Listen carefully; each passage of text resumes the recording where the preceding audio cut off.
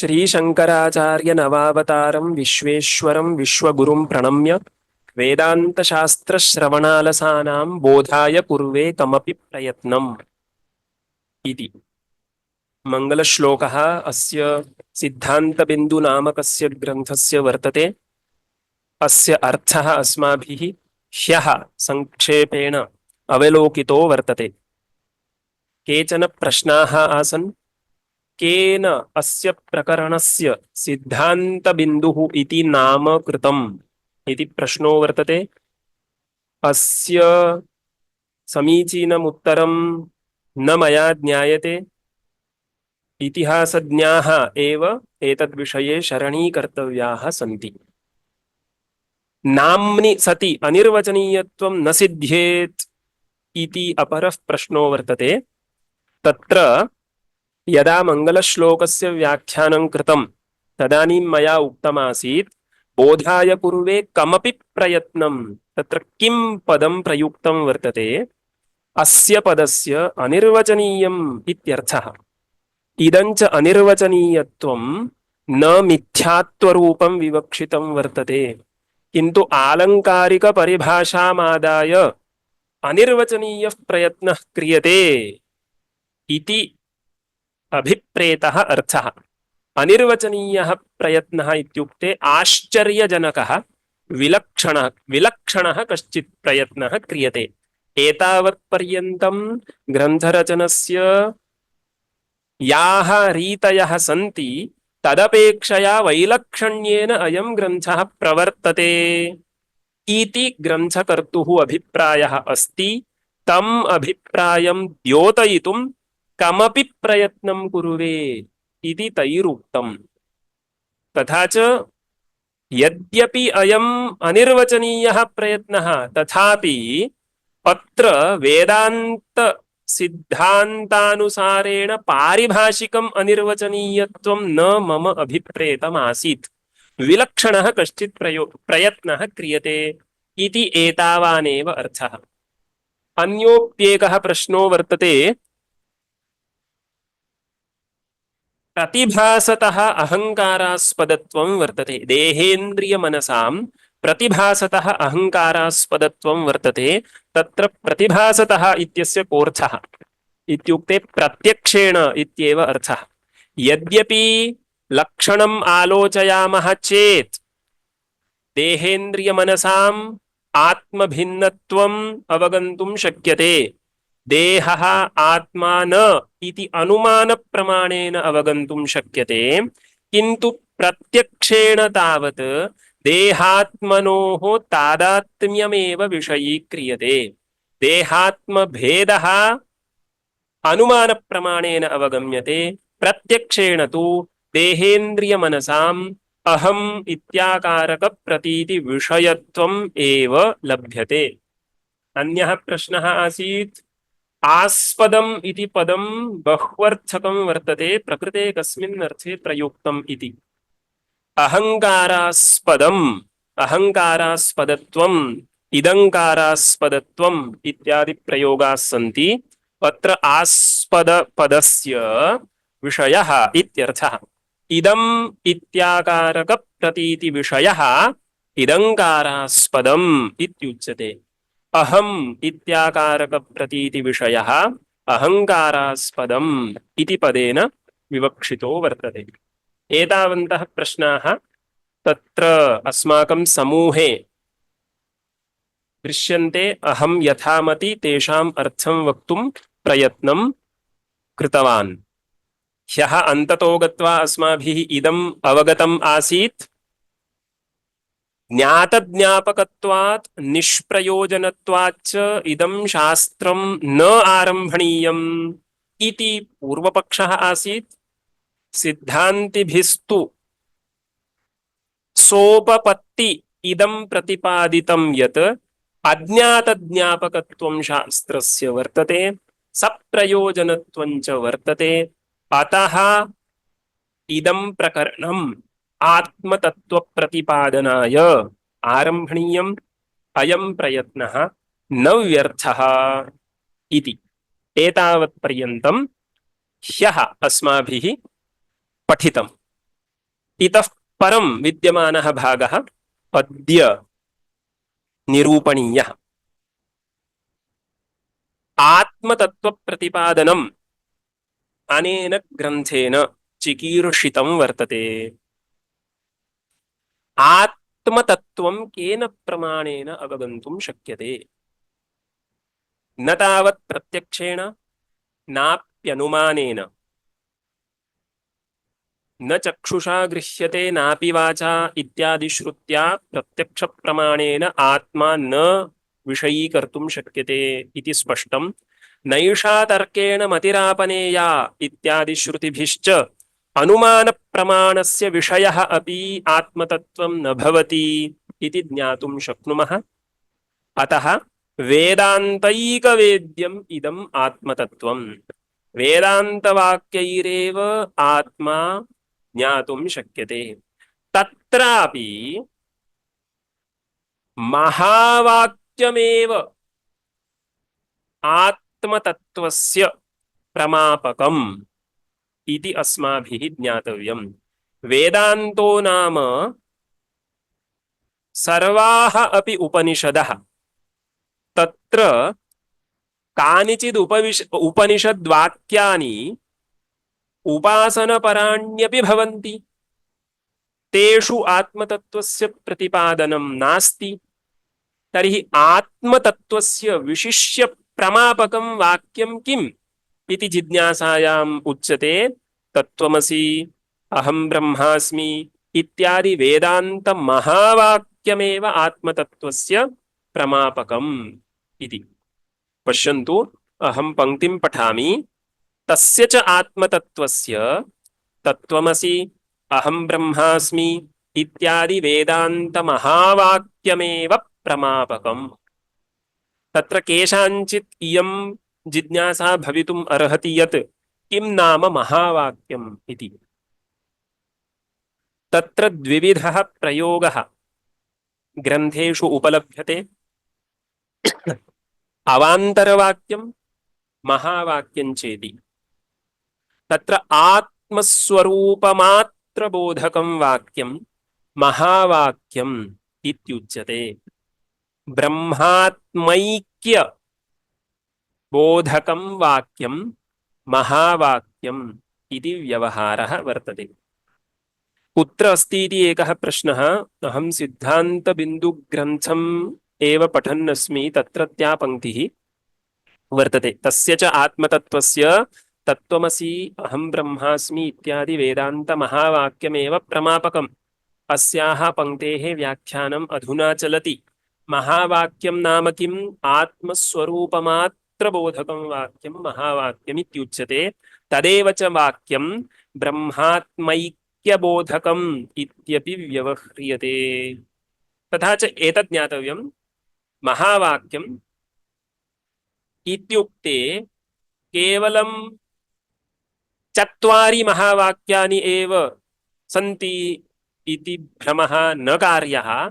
सर्वासु उपनिषत्सु जीव ब्रह्म अभेदबोधकं वाक्यं यत् यत् वर्तते तत्सर्वं महावाक्यम् इत्येव मन्तव्यम्। तत्र शाखाभेदेन चत्वारि महावाक्यानि अत्यन्तं प्रसिद्धानि इति ज्ञातव्यं। तावता चत्वारि एव महावाक्यानि सन्ति इति न अभिप्रायः। जीव ब्रह्म अभेदबोधकं सर्वमपि वेदान्तवाक्यं महावाक्यम् इति पदेन व्यवहर्तुं शक्यते।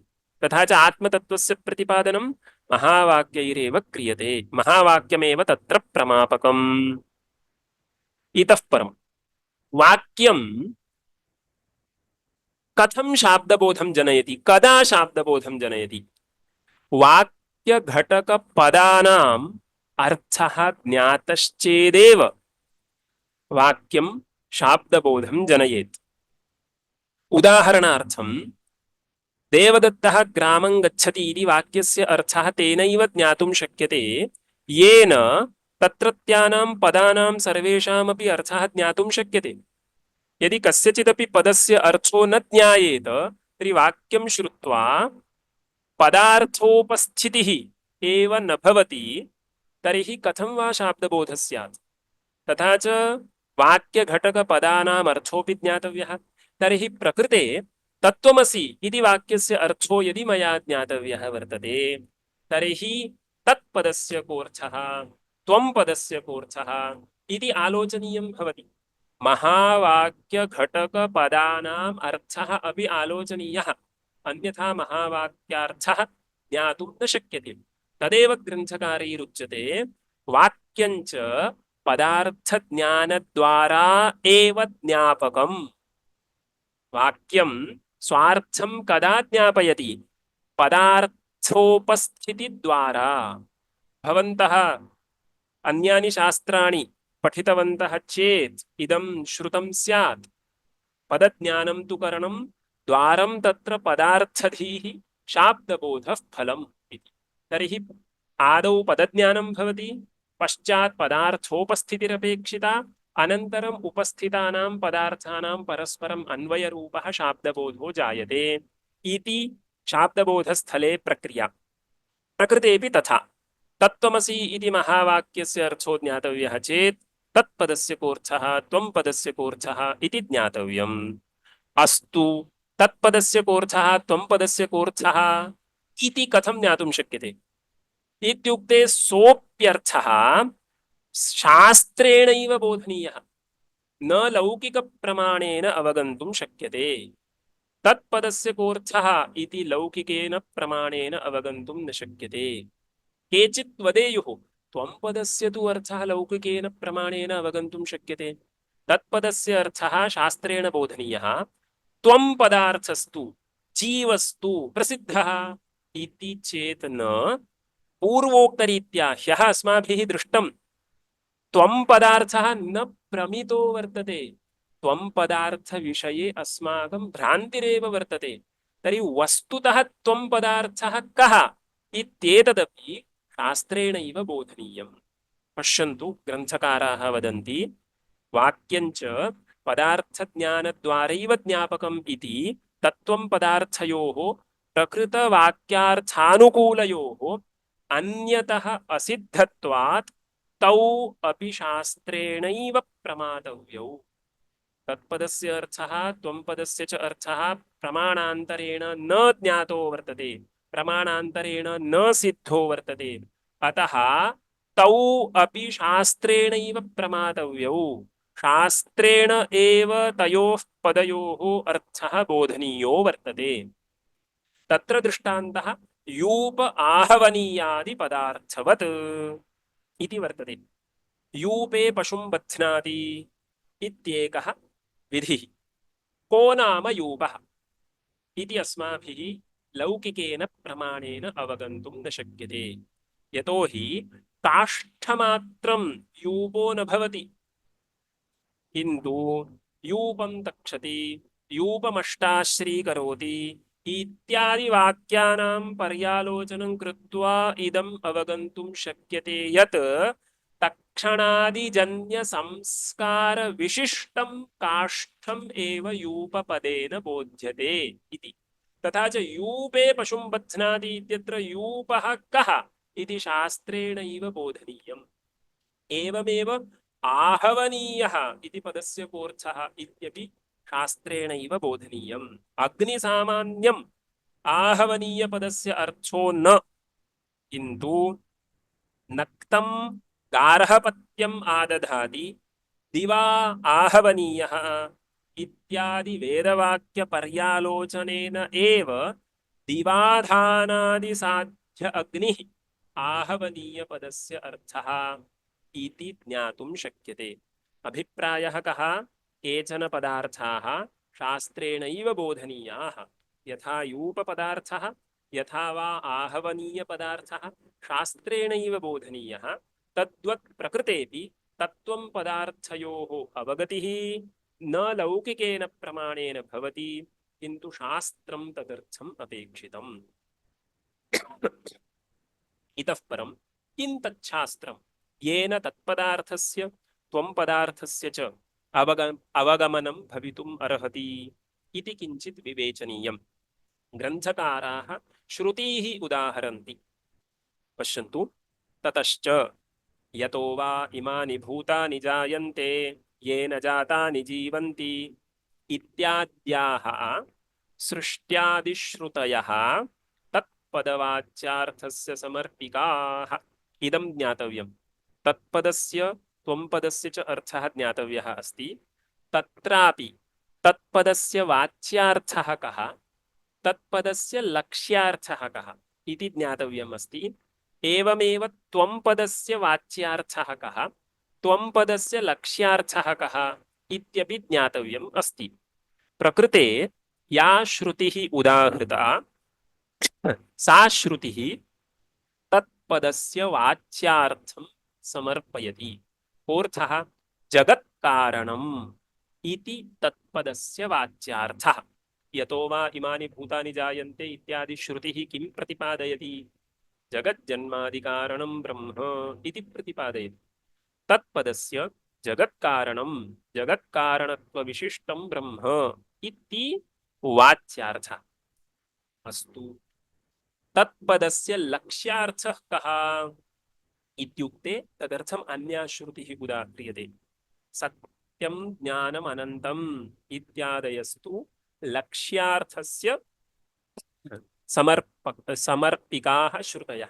तत्पदस्य लक्ष्यार्थः कः? न जगत्कारणत्वविशिष्टं ब्रह्म, किं तर्हि शुद्धं ब्रह्म तत्पदस्य लक्ष्यार्थः। इदं कथम् अवगम्यते इत्युक्ते ब्रह्मविदाप्नोति परम् इत्यनेन किं प्रतिपादितं? शुद्ध ब्रह्म विषयक ज्ञानस्य मोक्षसाधनत्वं प्रतिपादितं। तर्हि शुद्धं ब्रह्म किम् इति जिज्ञासायां सत्यं ज्ञानमनन्तं ब्रह्म इति श्रुतिरागता। तर्हि अनया श्रुत्या शुद्धं ब्रह्मैव बोध्यते। शुद्धं ब्रह्म च तत्पदस्य लक्ष्यार्थः। एवञ्च यतो वा इमानि भूतानि इत्यादि श्रुतिः तत्पदस्य वाच्यार्थं समर्पयति। सत्यं ज्ञानम् अनन्तं ब्रह्म इति श्रुतिः तत्पदस्य लक्ष्यार्थं समर्पयति। तत्पदस्य वाच्यार्थः जगत्कारणत्वविशिष्टं चैतन्यं, तत्पदस्य लक्ष्यार्थः शुद्धं चैतन्यम्। एवमेव त्वम्पदस्य वाच्यार्थः कः, त्वम्पदस्य लक्ष्यार्थः कः इत्यपि अस्माकं जिज्ञासा भवितुम् अर्हति। तदर्थम् अग्रिमः ग्रन्थः। एवं तद्यथा महामत्स्यः उभे कूले अनुसञ्चरति पूर्वं चापरं च, एवमेव अयं पुरुषः एतौ उभौ अन्तौ अनुसञ्चरति स्वप्नान्तं च बुद्धान्तं च इत्याद्याः जाग्रत् स्वप्न सुषुप्त्यादिश्रुतयः त्वम्पद वाच्यार्थस्य समर्पिकाः इति ग्रन्थकारैरुच्यते। श्रुत्यर्थं वदामि। आदौ श्रुतौ कश्चित् दृष्टान्तो वर्तते। महामत्स्यः कश्चित् कूले नद्यास्तीरे अनुसञ्चरति। नद्यां कश्चित् महामत्स्यो वर्तते। सः कदाचित् पूर्वं तटं प्राप्नोति, पुनः पश्चात् अपरं तटं प्राप्नोति। एवं रूपेण तस्य सञ्चारो वर्तते। सः तटेन सम्बद्धो न भवति। तत्र गच्छति, पुनरागच्छति, पुनरपि तत्र गच्छति, पुनरपि आगच्छति। महामत्स्यः उभे कूले अनुसञ्चरति पूर्वं च अपरं च इत्येतावत्पर्यन्तं दृष्टान्तभागः। अस्तु, प्रकृते किं? तद्वदेव कश्चित् पुरुषः, कश्चित् जीवः स्वप्नान्तं च बुद्धान्तं च अनुसञ्चरति।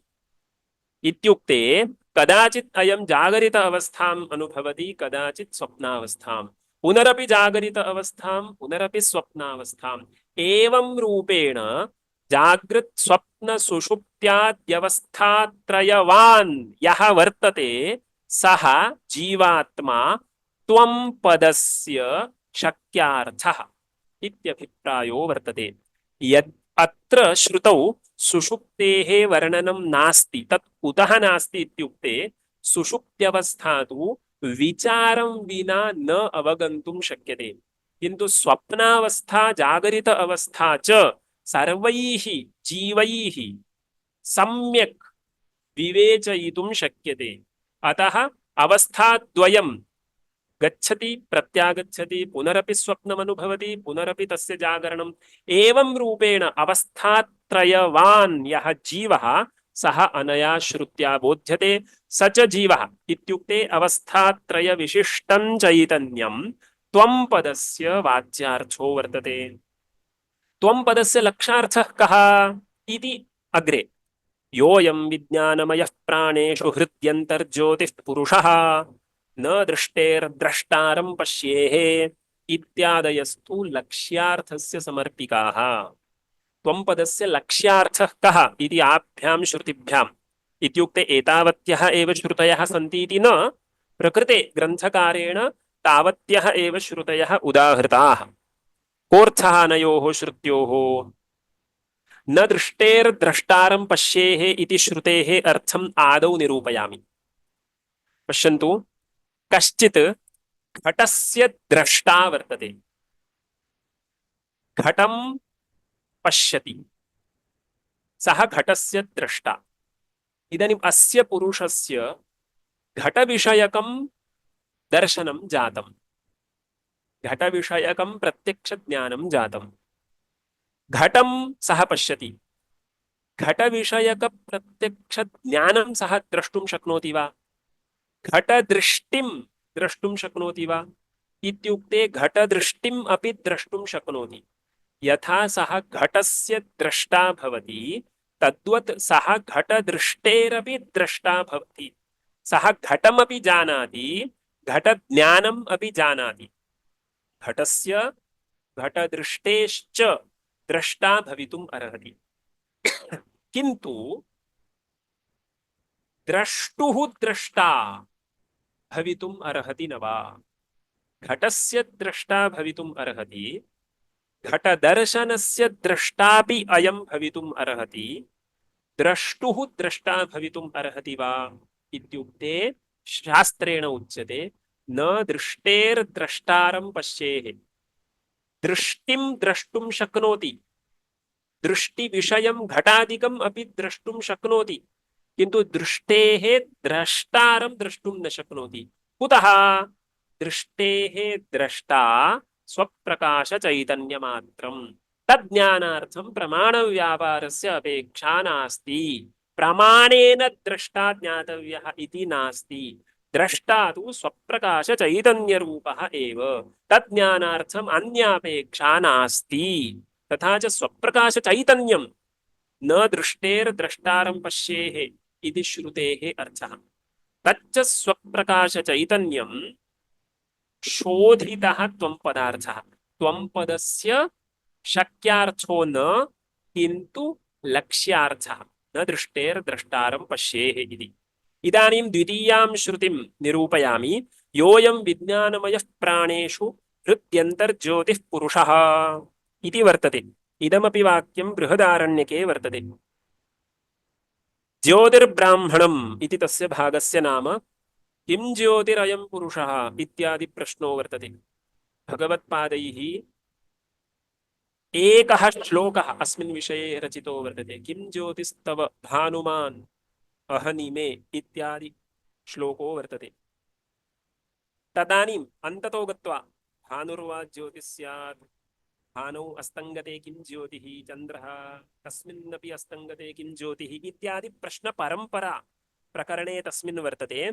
अन्ततो गत्वा उत्तरमागतम् आत्मैवास्य ज्योतिर्भवति इति। किं ज्योतिः पुरुषः, आत्मा एव अस्य ज्योतिः इति उत्तरमागतम्। तदानीं प्रश्नः कथमः आत्मा इति।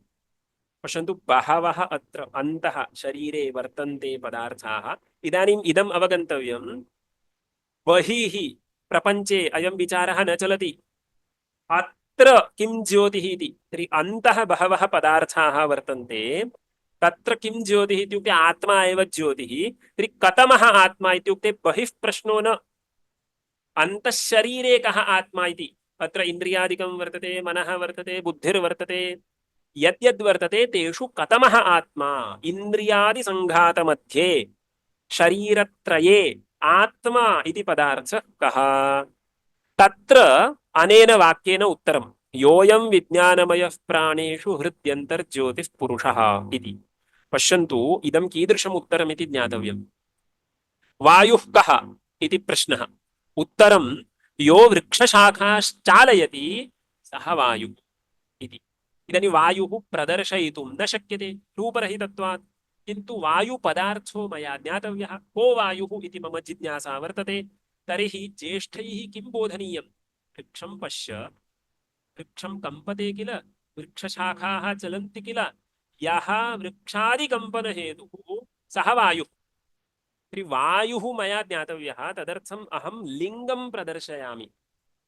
तदानीम् इदं ज्ञातव्यम्, एतादृशेन लिङ्गेन वायुः मया ज्ञातुं शक्यते, किन्तु वायुपदार्थे वृक्षो वा तच्छाखा वा तत्कम्पनं वा न प्रविशति। यः वृक्षशाखाश्चालयति सः वायुः इति यदा मया उच्यते तदा वायुस्वरूपं मया अवगम्यते, किन्तु तस्मिन् स्वरूपे वृक्षादिकं न प्रविशति। तत्सर्वं विहाय वायुः मया ज्ञातव्यो वर्तते। तद्वत् प्रकृतेऽपि आत्मा कः इति प्रश्नः योऽयं प्राणेषु विज्ञानमयः इति उत्तरम्। कोऽर्थः? यो प्राणेषु, प्राणपदं बहुवचनान्ततया यदा प्रयुज्यते तदानीं तस्य इन्द्रियम् इत्यर्थः इति वेदान्तशास्त्रे मर्यादा। तर्हि यः प्राणेषु विज्ञानमयः, कोऽर्थः? यः अंतःकरणधर्मेण धर्मवान् इव लक्ष्यते, इन्द्रियधर्मेण धर्मवान् इव लक्ष्यते, सः आत्मा। इत्युक्ते सः इन्द्रियादिभ्यः व्यतिरिक्तो भवति, किन्तु यदा चक्षुषा पश्यति तदानीम् अहमेव पश्यामि इति व्यवहारः क्रियते, मनसा चिन्तयति अहमेव चिन्तयामि इति व्यवहारः क्रियते। अंतःकरणधर्मेण धर्मवान् इव यः लक्ष्यते सः वस्तुतः आत्मा। इत्युक्ते शुद्धचैतन्यं विवक्षितम्, इन्द्रियादि व्यतिरिक्ततया यच्चैतन्यं तदेव त्वं पदस्य लक्ष्यार्थः, शोधितस्त्वं पदार्थः इति। पश्यन्तु, योऽयं विज्ञानमयः प्राणेषु हृद्यन्तर्ज्योतिः पुरुषः न दृष्टेर्द्रष्टारं पश्येः इत्यादयस्तु लक्ष्यार्थस्य इति। एतावत्पर्यन्तं किं जातं? तत्पदस्य वाच्यार्थः, तत्पदस्य लक्ष्यार्थश्च, त्वं पदस्य वाच्यार्थः, त्वं पदस्य लक्ष्यार्थश्च वेदेनैव बोधनीयः इति या प्रतिज्ञा कृता तस्याः प्रतिज्ञायाः समर्थनम् एतावता जातं। तानि तानि श्रुतिवाक्यानि प्रदर्शितानि। इतः परं पदार्थः मया ज्ञातः, वाक्यार्थो ज्ञातव्यः वर्तते। तत्त्वमसि इति वाक्यस्य अर्थः तदा एव ज्ञातुं शक्यते यदा तद्घटकपदानामर्थो ज्ञायते इति खलु प्रतिज्ञातम्। ते च पदार्थाः वेदैकवेद्याः शास्त्रेणैव बोधनीयाः इति उक्तं, तदनुसारेण ते पदार्थाः बोधिताः सन्ति। इतः परं किम् इत्युक्ते ग्रन्थकाराः वदन्ति तेन प्रथमम् अवान्तरवाक्येभ्यः अनुभूतयोः शुद्धयोः जीवब्रह्मणोः तत्त्वमस्यादिवाक्ये मुख्यार्थान्वयानुपपत्त्या लक्षणया स्मरणोपपत्तिः इति वर्तते। आदौ अवान्तरवाक्यं नाम किम् इति ज्ञातव्यम्। अवान्तरवाक्यं नाम अयं पारिभाषिकः व्यवहारः वेदान्तशास्त्रेषु वर्तते। अवान्तरवाक्यं नाम महावाक्यघटकीभूतपदार्थसमर्पकं वाक्यम्। वाक्यघटकीभूतपदार्थसमर्पकं वाक्यम् अवान्तरवाक्यम् इत्युक्ते इदानीं श्रुतिचतुष्टयं यत् प्रदर्शितं खलु, तत् श्रुतिचतुष्टयम् अन्यदपि श्रुतिवाक्यं यत् तत्पदस्य वा त्वं पदस्य वा अर्थं समर्पयति तत्सर्वं वाक्यम् अवान्तरवाक्यम् इति उच्यते। तथा च किं जातम्? अवान्तरवाक्यात् तत्पदस्य त्वं पदस्य च लक्षार्थो ज्ञातव्यः। तेभ्यः वाक्येभ्यः शुद्धयोः जीवब्रह्मणोः अनुभवः अपेक्षितः, सः जातो वर्तते। ततश्च तत्त्वमस्यादिवाक्ये मुख्यार्थ अन्वय अनुपपत्त्या लक्षणया स्मरणोपपत्तिः। इदानीं पश्यन्तु, मुख्य तत्त्वमसि इति वाक्यं श्रुतं, तत्र तत्पदस्य वाच्यार्थः त्वम्पदस्य वाच्यार्थः यदि स्वीक्रियेत तर्हि वाच्यार्थयोः अभेदः अनुपपन्नः इति कृत्वा मुख्यार्थ अन्वयो न भवितुम् अर्हति इति कृत्वा लक्षणया एव लक्ष्यार्थस्य स्मरणं भवति इति वक्तव्यम्। तथा च लक्ष्यार्थस्य स्मरणं भवेत्। इदानीं लक्ष्यार्थस्य स्मरणम् अपि निर्विकल्पकस्मरणम् इति ज्ञातव्यम्। लक्ष्यार्थस्य स्मरणम् अपि निर्विकल्पकस्मरणम्। इदानीं निर्विकल्पकस्मरणस्य कारणं निर्विकल्पकः अनुभवः। निर्विकल्पकस्मरणस्य कारणं निर्विकल्पकः अनुभवः। तथा च तेभ्यः अवान्तरवाक्येभ्यः अपि निर्विकल्पकः अनुभवः एव जातः इति वेदान्तिनां मर्यादा वर्तते। केवलं महावाक्यस्यैव अखण्डार्थजनकत्वम् इति न, अवान्तरवाक्यस्यापि अखण्डार्थजनकत्वं वर्तते। अखण्डः अर्थः इत्युक्ते संसर्ग अविषयक ज्ञानजनकत्वम् अवान्तरवाक्यस्यापि वर्तते। तथा च किं जातम्? तां श्रुतिं श्रुत्वा अपि निर्विकल्पकः शाब्दबोधः एव जातः। इदानीं तु निर्विकल्पकस्मरणं ततः भवितुम् अर्हति। किन्तु कदाचित् कस्यचित् अयं प्रश्नः स्यात्, पूर्वोक्तवाक्यैः निर्विकल्पकबोधो भवति इत्यत्र विप्रतिपत्तिः भवितुम् अर्हति। यद्यपि वेदान्तिना मया उच्यते अवान्तरवाक्यादपि यः शाब्दबोधो जायते सः निर्विकल्पकः शाब्दबोधः एव, तथापि केषाञ्चिन्मते तत्र विप्रतिपत्तिः उद्भावयितुं शक्यते। पूर्वोक्तवाक्यैः निर्विकल्पकबोधः एव जायते इत्यत्र प्रमाणं नास्ति, अथवा विप्रतिपत्तिर्वर्तते इति केचित् वदेयुः। तर्हि किं कर्तव्यं? तर्हि प्रकारान्तरेण निर्विकल्पकस्मरणम् उपपादनीयमस्ति। तदर्थम् अग्रिमं वाक्यं पश्यन्तु।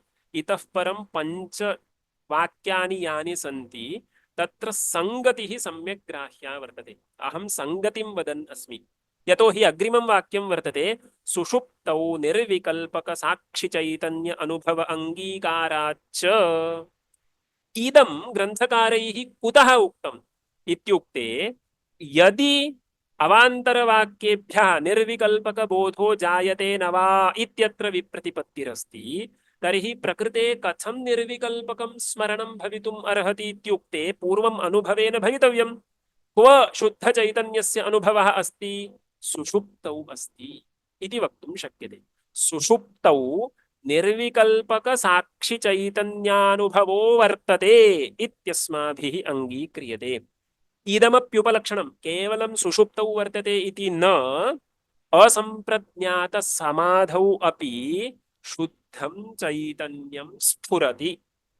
केवलं सुषुप्तावेव शुद्धस्य चैतन्यस्य अनुभवः इति न, असम्प्रज्ञातसमाधौ अपि शुद्धस्य चैतन्यस्य अनुभवो वर्तते।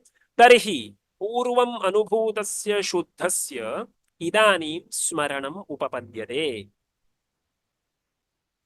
इदम् एकं समाधानं।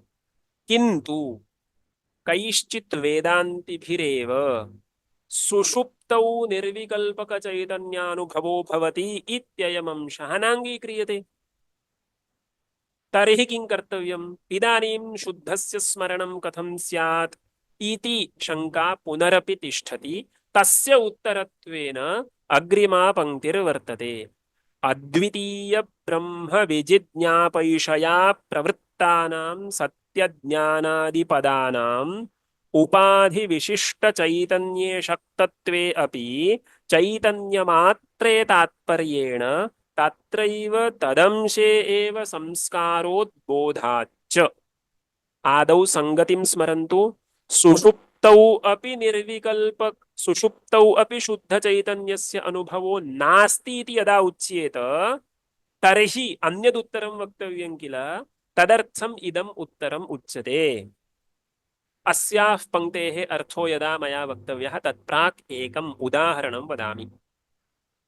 नैयायिकसम्मतम् उदाहरणम् इदम्। घटपदस्य घटत्वविशिष्टे शक्तिः इति स्वीकुर्मः। घटपदस्य घटत्वविशिष्टे शक्तिः इति सम्मतम् इति स्वीकुर्मः। अहम् एकं वाक्यं वदामि। घटः घटत्वजातिविशिष्टः इति वाक्यम्, अथवा घटे घटत्वम् अस्ति इति वा भवतु, घटः घटत्वजातिमान् इति वा भवतु। यदा इदं वाक्यं मया प्रयुज्यते तदानीं घटपदस्य कोऽर्थः। यदि पूर्वोक्तरीत्या घटपदस्य घटत्वविशिष्टः इत्यर्थः, तर्हि घटः घटत्वजातिमान् इत्यस्य घटत्वविशिष्टः घटत्वविशिष्टः इति स्यात्। किम् अयं शाब्दबोधः उपपादयितुं शक्येत? न शक्यते। अतः तादृशस्थले किं क्रियते? यद्यपि घटपदस्य घटत्वविशिष्टे शक्तिः, तथापि प्रकृतस्थले व्यक्तिमात्रं विशेष्यमात्रं तात्पर्यानुसारेण प्रतीयते इति स्वीक्रियते। घटे घटत्वमस्ति इति यदा वयं वदामः तदानीं घटपदस्य घटव्यक्तिरित्यर्थः। यद्यपि घटव्यक्तावेव शक्तिरिति न, घटत्वविशिष्टे एव घटपदस्य शक्तिः, किन्तु यदा घटे घटत्वम् इति व्यवहारो वर्तते तदानीं घटपदेन घटव्यक्तिरेव गृह्यते। कुतः गृह्यते इत्युक्ते तात्पर्यानुसारेण अर्थो निर्णयः। प्रकृते च घटे घटत्वं वर्तते इति मया बोधनीयं चेत् घटव्यक्तिरेव घटपदेन विवक्षिता इति ज्ञातुं शक्यते। तर्हि प्रकृतेपि तथास्तु। अवान्तरवाक्येभ्यः निर्विकल्पकः शाब्दबोधः न जायताम्। सुषुप्तौ अपि शुद्धस्य चैतन्यस्य अनुभवो मास्तु नाम सत्यज्ञानादिपदानाम् उपाधिविशिष्टचैतन्ये एव शक्तिर्भवतु। तथापि यदा तत्त्वमस्यादिवाक्यस्य अर्थो वर्ण्यते तदानीं तात्पर्यानुसारेण विशेष्यमात्रे संस्कारोद्भूतो भवति। यद्यपि उपाधिविशिष्टचैतन्यस्यैव पूर्वम् अनुभवः, तथापि इदानीं संस्कारोद्बोधः चैतन्यमात्रे भवति इति सम्मतम् अस्ति तार्किकाणामपि। एतत् बोधयितुम् इयं पङ्क्तिरागता।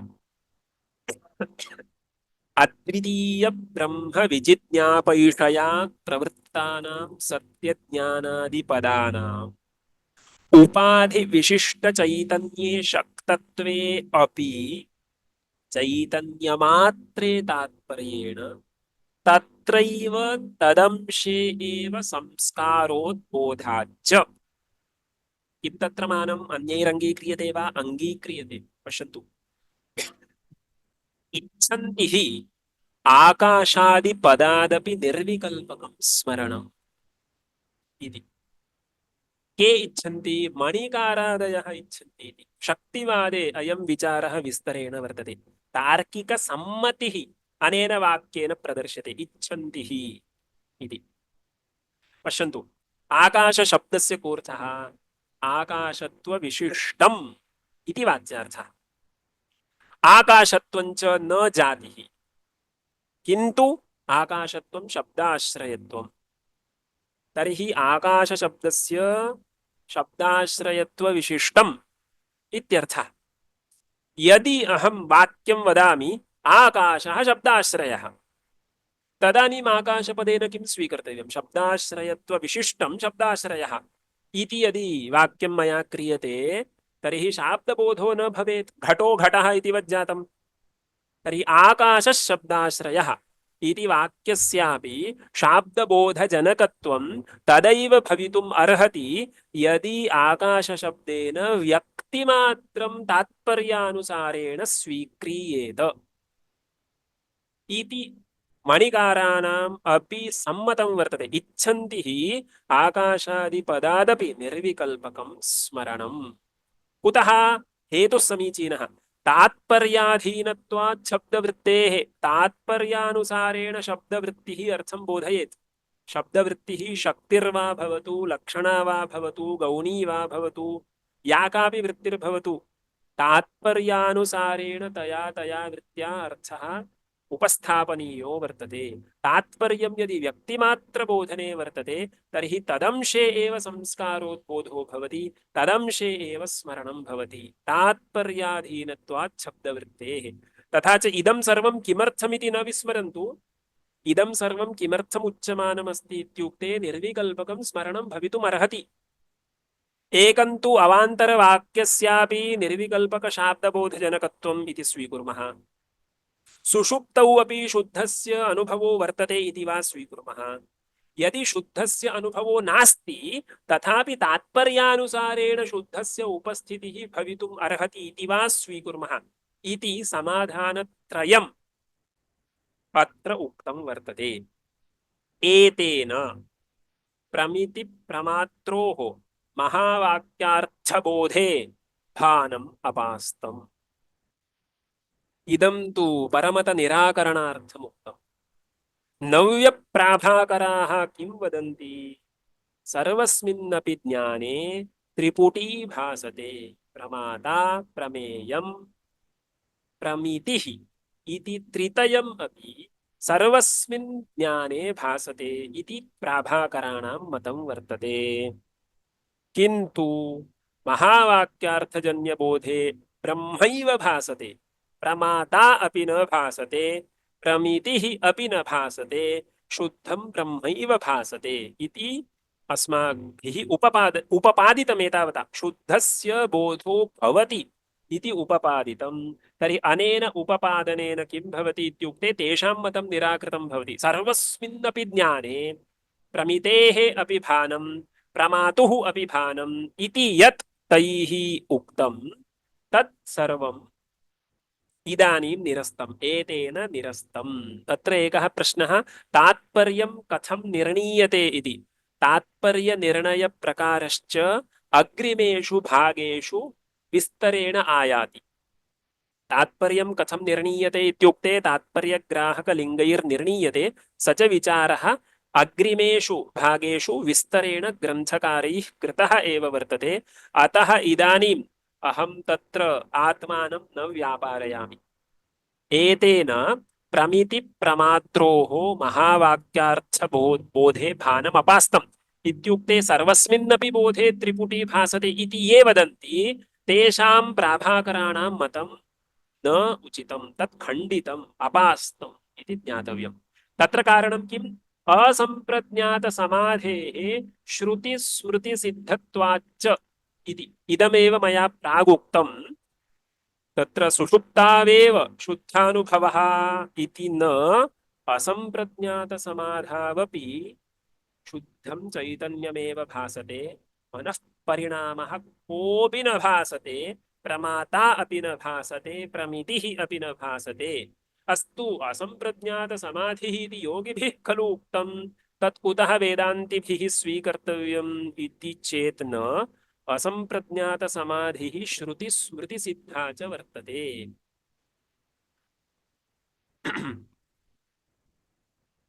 पश्यन्तु, असम्प्रज्ञातसमाधौ इदं किमर्थम् उक्तम् इत्यपि एकं वदामि। असम्प्रज्ञातसमाधिः जागरित अवस्थायां वर्तते, अतः तत्र विप्रतिपत्तिः कर्तुं न शक्यते। सुषुप्त्यवस्था कीदृशी इत्यत्र तु मम एतादृशः अनुभवः, अन्यस्य अन्यादृशः अनुभवः इति कृत्वा विचारस्य अस्ति महती अपेक्षा। किन्तु जागरितकाले केनचित् असम्प्रज्ञातसमाधिः यदा अनुभूयते तदानीं तत्र विप्रतिपत्तिः न प्रदर्शयितुं शक्यते। यदि काः श्रुतयः स्मृतयश्च अत्र विवक्षिताः इति ज्ञातुमिच्छन्ति तर्हि तत्र वाट्सप् ग्रूप् मध्ये अस्माभिः एकं दक्षिणामूर्तिमठप्रकाशनस्य पुस्तकं स्थापितं वर्तते। तत्र न्यायरत्नावली टीका वर्तते। तत्र सम्यक् मैत्रायणी शाखायाम् असम्प्रज्ञातसमाधिविषये किं वर्णितं, कठोपनिषदि किं वर्णितं, गीतायां किं वर्णितम् इत्येतत् सर्वं विस्तरेण निरूपितं वर्तते। अस्माकं प्रकृते अपेक्षितः अंशः कः? महावाक्यार्थबोधे शुद्धं चैतन्यमेव भासते प्रमितिः वा प्रमाता वा तत्र विषयो न यथा असंप्रज्ञात समाध्यवस्थायां श्रुतिस्मृतिसिद्धायां प्रमाता वा प्रमितिः वा विषयो न मनसः कोऽपि परिणामः विषयो न किन्तु शुद्धं चैतन्यमेव विषयः तद्वत् इति जातम्। इतः परम् एका शंका वर्तते। यदि अवान्तरवाक्यम् अपि अखण्डार्थबोधं जनयेत् तर्हि महावाक्यार्थेन किं नूतनं ज्ञाप्यते? अवान्तरवाक्यम् इत्युक्ते तत्पदार्थसमर्पकं त्वं पदार्थसमर्पकं च वाक्यम् इदमेव अवान्तरवाक्यम्। अवान्तरवाक्यस्यापि अखण्डार्थजनकत्वं यदि स्वीक्रियते ब्रह्ममात्रबोधकत्वं स्वीक्रियते शुद्धब्रह्मविषयकः बोधः अवान्तरवाक्येनापि जायते इति यदि स्वीक्रियते तर्हि तेन वाक्येनापि विशेष्यमात्रं चैतन्यमात्रं बोधितम् महावाक्येनापि चैतन्यमात्रं बोध्यते। तर्हि अवान्तरवाक्यं प्राक् पठितम् इति कृत्वा चैतन्यमात्रम् अस्माभिः अवगतं वर्तते शाब्दबोधोऽपि जातो वर्तते। तर्हि महावाक्येन किम् अनवगतं बोध्यते? पौनरुक्त्यं खलु भविष्यति। पुनः ज्ञातज्ञापकत्वमेव महावाक्यस्य स्यात् इति प्रश्नः। अवान्तरवाक्यस्य चैतन्यमात्रबोधकत्वं यदि स्वीक्रियते तर्हि महावाक्यस्य पुनरपि ज्ञातज्ञापकत्वं स्यात्। का अपेक्षा महावाक्यस्य?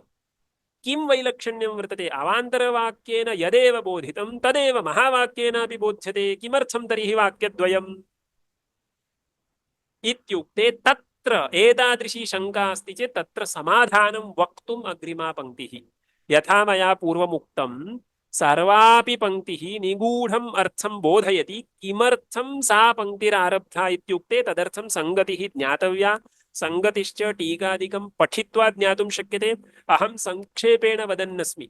इदानीम् अत्र प्रश्नः कः? अवान्तरवाक्येन विशेष्यमात्रं बोधितं महावाक्येनापि तदेव बोध्यते। तर्हि महावाक्यस्य का अपेक्षा? पूर्वमेव कृतार्थता भवतु इति चेत् न। पारोक्ष्य सद्वितीयत्वाभ्यां च न तत्त्वं पदार्थमात्रानुभवादेव कृतकृत्यता इति तस्य प्रश्नस्य उत्तरम्। यदा तत्पदस्य लक्ष्यार्थः अवान्तरवाक्येन ज्ञायते तदानीं सः अपरोक्षतया न ज्ञायते। सत्यं ज्ञानम् अनन्तं ब्रह्म इति वाक्येन यदा शुद्धं ब्रह्म विषयीक्रियते शुद्ध ब्रह्म विषयकं यत् ज्ञानं तत् परोक्ष ज्ञानं। त्वम् इति पदं तत्र नास्ति। त्वं ब्रह्म इति वक्तव्यं खलु। तत् त्वं तदसि इति खलु वक्तव्यमस्ति। तदानीमेव अपरोक्ष ज्ञानं भवति। केवलं तत्पदस्य लक्ष्यार्थः शुद्धं ब्रह्म इत्युक्ते परोक्ष ज्ञानमेव तत्। एवमेव तत्र अद्वितीयत्वमपि न विषयीक्रियते। तत्पदस्य लक्ष्यार्थः कः? तत्पदस्य लक्ष्यार्थः शुद्धं ब्रह्म। तावता जीव ब्रह्म ऐक्यम्। अहं तु अन्यः, तत्पदस्य लक्ष्यार्थः अन्यः इत्येव स्यात्। तर्हि अद्वितीयत्वांशः तावतापि न विषयीकृतः। तज्ज्ञानम् अपरोक्षज्ञानमित्यपि न। तर्हि अयं विशेषो वर्तते महावाक्यस्य। महावाक्येन तु अपरोक्षज्ञानं जायते, आत्मनः अद्वितीयत्वं च अवगम्यते। तदानीमेव कृतकृत्यता। अन्यथा तत्पदस्य लक्ष्यार्थः कः? शुद्धं ब्रह्म। किन्तु इदं यत् ज्ञानं तत्तु परोक्षज्ञानम्। अद्वितीयत्वं तावता न सिद्ध्यति। त्वं तदसि इति खलु ज्ञातव्यं। तर्हि एतत्तु महावाक्येनैव अवगन्तुं शक्यते। अतः पौनरुक्त्यं नास्ति। कृतकृत्यता तु महावाक्यार्थानुभवादेव। पारोक्ष्य सद्वितीयत्वाभ्यां च न तत्त्वं पदार्थमात्रानुभवादेव कृतकृत्यता। इतः परम् अन्यत् वाक्यं वर्तते। तत्र पाठभेदो वर्तते। भवतां पुस्तके किमस्ति इति पश्यन्तु। अहं यद् वदामि सः अस्माकं गुरुभिः उक्तः पाठः।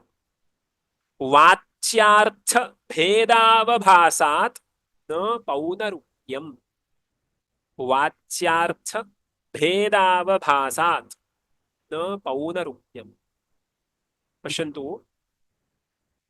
महावाक्यस्य अर्थः मया चिन्त्यते तदानीं तत्पदस्य लक्ष्यार्थः स्वीकर्तव्यः त्वम्पदस्यापि लक्ष्यार्थः स्वीकर्तव्यः स च एकः खलु तर्हि तत्पदेन यः अर्थः बोध्यते स एव अर्थः त्वम्पदेनापि बोध्यते तर्हि पौनरुक्त्यं स्यात् इति शङ्का समाधानं किम् लक्षणया उपस्थितयोः किल अभेदो वर्तते इति त्वया उक्तम् किन्तु लक्षणा प्रवृत्तेः प्राक् शक्यार्थोपस्थितिरस्ति न वा वाक्यं श्रुत्वा शक्यार्थाभेदः अनुपपन्नः इति ज्ञात्वा तात्पर्यानुसारेण लक्ष्यार्थः भवता स्वीकृतः तर्हि लक्ष्यार्थोपस्थितेः प्राक् शक्यार्थोपस्थितिरस्ति न वा सः वाच्यार्थः यः वर्तते स तु भिन्नः तर्हि वाच्यार्थस्य भेदावभासः पूर्वं वर्तते इति कृत्वा पदयोः पौनरुक्त्यमिति न सम्यक् वा वाच्यार्थभेदावभासात् न पौनरुक्त्यम् तथा च किं जातम् इत्युक्ते इदानीं निगमनं कर्तव्यं समयः समाप्यते लक्ष्यस्य च अर्थस्य एकत्वात् अखण्डार्थता पदजन्यस्मरणस्य निर्विकल्पकवाक्यार्थानुकूलस्य निर्विकल्पकत्वम् अनुभववदेव अविरुद्धम् इत्यादि कश्चित् विचारः इतोपि वर्तते तदनन्तरं प्रथमस्य श्लोकस्य अर्थः वक्तव्यो वर्तते तं भागं श्वः पश्यामः श्रीशंकराचार्य नवावतारं विश्वेश्वरं विश्वगुरुं प्रणम्य वेदान्तशास्त्रश्रवणालसानां बोधाय कुर्वे कमपि प्रयत्नम् श्रीगुरुभ्यो नमः।